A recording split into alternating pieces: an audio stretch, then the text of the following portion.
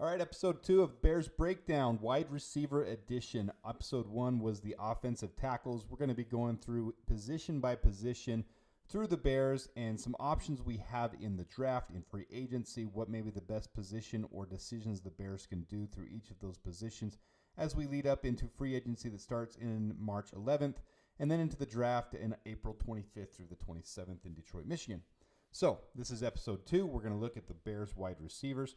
Obviously, we had a huge addition last year with the mega trade before the draft last year, getting DJ Moore in trading down the number 1 pick and a haul that came with it. DJ Moore was a huge difference maker for the Bears, obviously. But the rest of the team kind of disappointed, in my opinion. I think everybody else would kind of agree with that. It's thrown a lot of scrutiny into whether, well, is this Justin Fields' fault? Is this the receiver room's fault? Is the offensive coordinator to blame? Who's to blame? Well, I think we have a lot of different ways to look at that, and there's a lot of things we're going to break down through these videos, and that's why I want to do this. So first of all, the biggest thing I want to point out is Darnell Mooney, and I'm going to do a breakdown here in a second. But let's go through what all these things are. Height, weight, 40 time, that's not going to change much through all this. A huge significant factor for the Bears is the drop percentage this year. It changed significantly. Equanimeous St. Brown, Velus Jones, you can't really consider them too much because they only had 5 targets each, so Velus Jones had 1 drop out of his 5 targets. Equanimeous St. Brown didn't have 1, but that doesn't really mean a whole lot when it's just 5 targets. What's more alarming is how much Darnell Mooney's has gone up. But let's look at next the passer rating when targeted. So this is what the quarterback's passer rating is when he targets this specific receiver. And again, Equanimeous St. Brown can't really take too much into that, neither Velus Jones. But the other 3, they got plenty of targets to see a valid scope of their receiving. And it doesn't look good for Darnell Mooney or Tyler Scott. And I think a lot of us had some unrealistic expectations on Tyler Scott. I did. Personally, I can admit that. I knew he was a 4th-round pick, and I don't expect much out of 4th-round picks or 3rd-round picks. I have a little more hope for 3rd-round picks. But I thought we kind of got him at a bargain, and it's still just his rookie year. So he has time to develop. I'm not giving up on him at all. Maybe his role will adapt and change. One thing I have liked quite a bit is how they were using Velus Jones Jr. at the end of the year. Now, I know a lot of fans are off with his head and let's get rid of him and axe him now. But there were some significantly good things that happened at the end of the year when they were running sets where he came out of the backfield, sweeps or run options with him, where he was getting significant chunks there. But the crazy thing was, again, with Getsy, okay, that worked, so now let's not do it again the rest of the game. Let's just throw screen passes and call things that make 0 sense the rest of the game. I think if they use that kind of Cordarrelle Patterson or Deebo Samuel type of role for Velus Jones, that he could be a useful asset along with his returning ability and his speed, that we could use him on some sets like that. So I see a future for him, and I see the Bears giving him really a solid role as we go into the next season. You might not agree with that, but I think there is a niche there for him, and it could be a revitalization for him and his speed. But their grades at the end of the year, DJ Moore was the 10th rated wide receiver in the entire class, so 10th out of 128 qualifying receivers. But look at Darnell Mooney at 107 out of 128. And Tyler Scott, it doesn't look so good. I give some leeway to the rookies. You'll know that as we go through some of these videos. It's nice when you have a breakout rookie, but you usually see those in the 1st and 2nd rounds. But to see that, it's a little worrisome, so we do need some work in the wide receiver room for sure. Let's look at Darnell Mooney from his comparison to last year, though. So last year, Darnell Mooney, the significant difference is when he was targeted, the rate for the quarterback was significantly better, 92 compared to 56 this year, and his drop rate was way down. So 1 out of every 40 is what he was dropping. This year, it's significantly different. 1 out of every 7, 1 out of every 8. So that's rough. The big difference this year is he was not getting open, and I don't have an explanation for it, but his route running was awful. He was not getting open. I don't know if DJ Moore threw him off or what you can explain for it, but his game was not there. The problem with him is he's still young, but because he had a big year the year before, his estimated contract is 4 years, $42 million.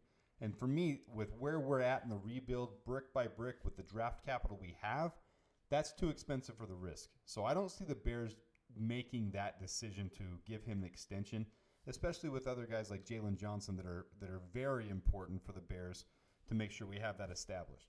So I don't see that happening. I see us moving on from him, and all the best to Darnell Mooney. I really hope he has a great career somewhere else. I can see somewhere like the Chiefs signing him, or even the Patriots. I can see somewhere where he goes and gets a chance to do that, but I don't see him giving the hometown discount to the Bears. He would need to come down somewhere around $5 to $6 million a year for me to think that's worth it, and I don't see that happening.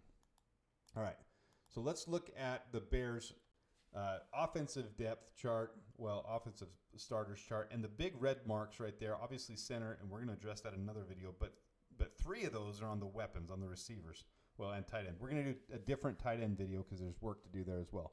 But the X receiver, Scott is not our X receiver, and Mooney is not a slot receiver. So we've got 2 starters we need to find out of our wide receivers, and I see that being done through the draft. I don't see us spending significant cap space on the wide receiver position with the needs that we have. So we're going to have to do that through the draft, in my opinion. And here's the draft coming up. And these are guys, just like in the offensive tackle video, these are guys that I highlight because I see the value in them. Now, numbers don't tell everything. Numbers can be skewed. Numbers can have flaws. And Marvin Harrison Jr., his drop percentage number is off to me. And that's because he goes out and gets things that other guys can't, and so sometimes he misses those. There's not a great explanation for it, but those top guys, I don't scrutinize on those things as many as others, because Marvin Harrison Jr. is Calvin Johnson 2.0. You get Marvin Harrison Jr. and you're going to be happy all day. Everything about Marvin Harrison Jr. is elite. So there's a reason he's ranked 1 and 2 in every draft board and in every analyst. He's generational. We use that word too much, but those top 3 guys I've got in there automatically. The other ones I focused on drop percentage and how well they were in contested passes. You can look through a bunch of these guys. There's a lot more receivers than this in the draft. So other videos we've talked about, this is a deep receiver draft class. I wanted to focus on some of the ones that I think hit the Bears' needs specifically, and the biggest one that keeps popping out to me as I watch tape and as I look into him is Xavier Legette. And I think as we go to the combine, he's going to be blowing socks off, and he is going to be a guy that teams are going to start raising the boards. The problem is this is his only significant year that he's had. So how much is he going to go up? Right now he's projected around 42. I see him being a top of the second round into the first round. I really think he might be right there at the second round. So if the Bears can do a trade down with Washington and get number 2 and number 34 overall, I think they're in really prime position to be able to have a chance to get Xavier Legette. That's my dream. I don't hate me for this comment. I want Xavier Legette more than I want Marvin Harrison Jr. Xavier Legette, once he gets the ball, he's like DJ Moore. He's a yak monster. He's like a running back. He can make people miss. He can run people over. He's got 4.29 speed. He is unique to me. He just hasn't been as established, and I'm not saying he's better than Marvin Harrison Jr. I'm saying I want to see him as a Bear. That's what I want. There's other guys that I think fit us very well. Malik Washington is a perfect slot receiver in my opinion. Look at his grade. This is his PFF grade, 92.4, and right now he's predicted to go about the end of the 5th round-ish, 158 to 193, and I think he would be an awesome late-round pick, and you're going to have to take these guys higher than where their picks are here, because if you fall in love with them, you're going to have to go get them. So there's some guys on this list that I really like. I've been talking about Brendan Rice for quite a while when he was in the hundreds. Now he's up to 67 to 82. He's probably going to be a late second-round pick, and I don't want to take as much risk on him because he's got some other flaws that I don't love about him as much. His contested pass rate is very down, but he is a great prospect, and I would have loved to have gotten him in the 3rd, 4th round. But Xavier Legette is who I really, really like.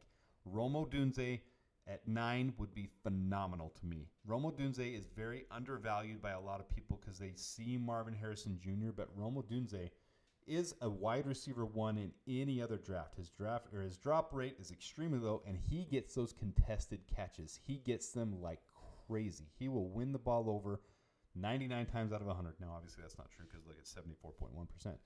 But he's very solid. So if we don't get Marvin Harrison Jr., I don't think people should be that upset if we trade down and get the haul.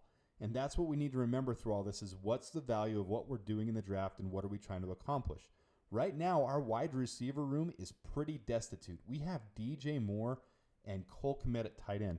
We have two weapons that had a PFF grade of 60 or higher on the entire team. That's the lowest in the entire NFL, as opposed to teams like the Rams and the Buccaneers and the Texans. People are talking about how much better C.J. Stroud is and how amazing he is. Well, a lot of people don't realize this, and I've said it in a couple of different ones. His poor pass rate was in the 18%. It's one of the lowest in the NFL.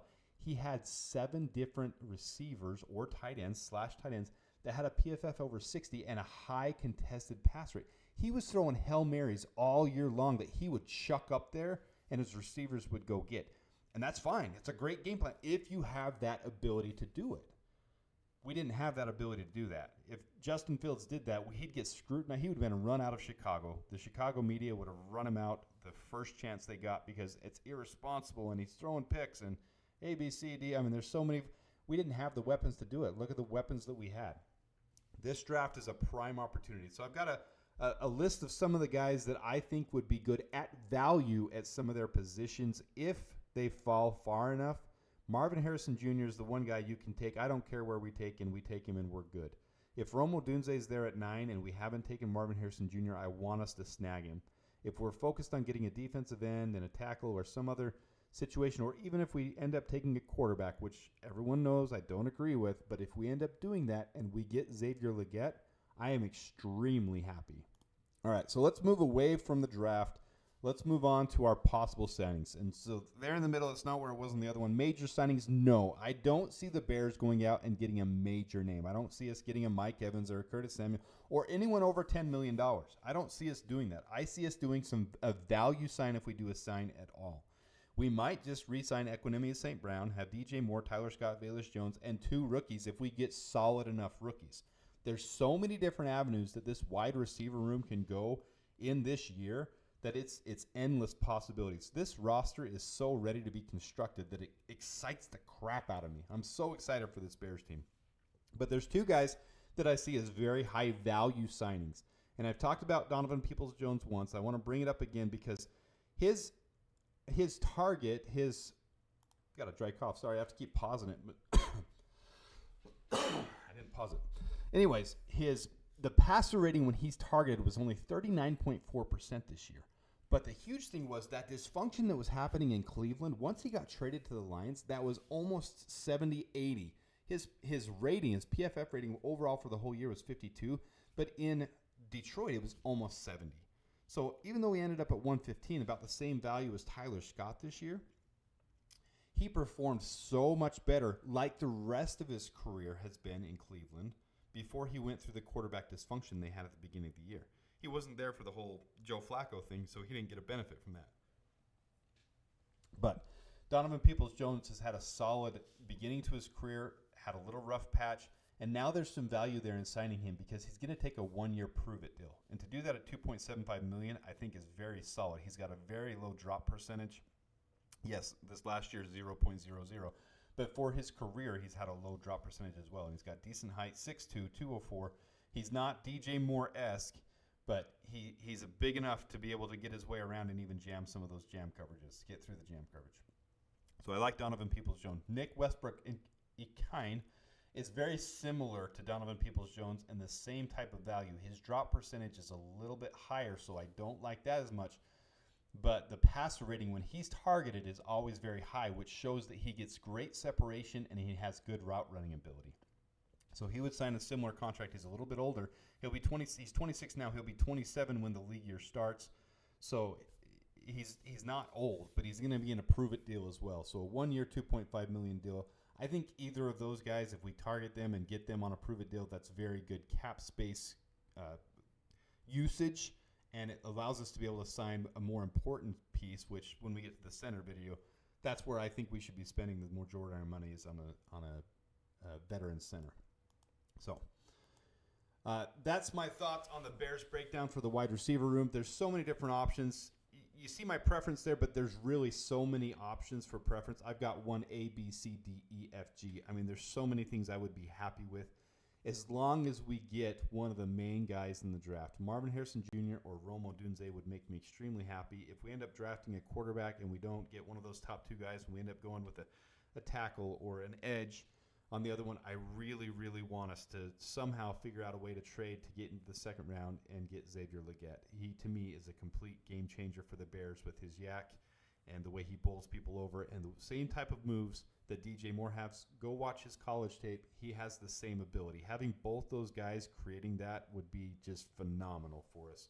If somehow we were able to pull off Marvin Harrison Jr. and Xavier Legette, no, it wouldn't be too crowded. People say that type of stuff, but you've got situations where teams have A.J. Brown and Devonta Smith or Puka Nacua and Cooper Kupp or heck, any team that has two legit top-tier wide receivers or even three top guys, if you've got two, I mean, you listen to DJ Moore's quote in the locker room cleanout. He was saying 2,000-yard receivers and Cole Kmet getting 800, and that's recipes for success.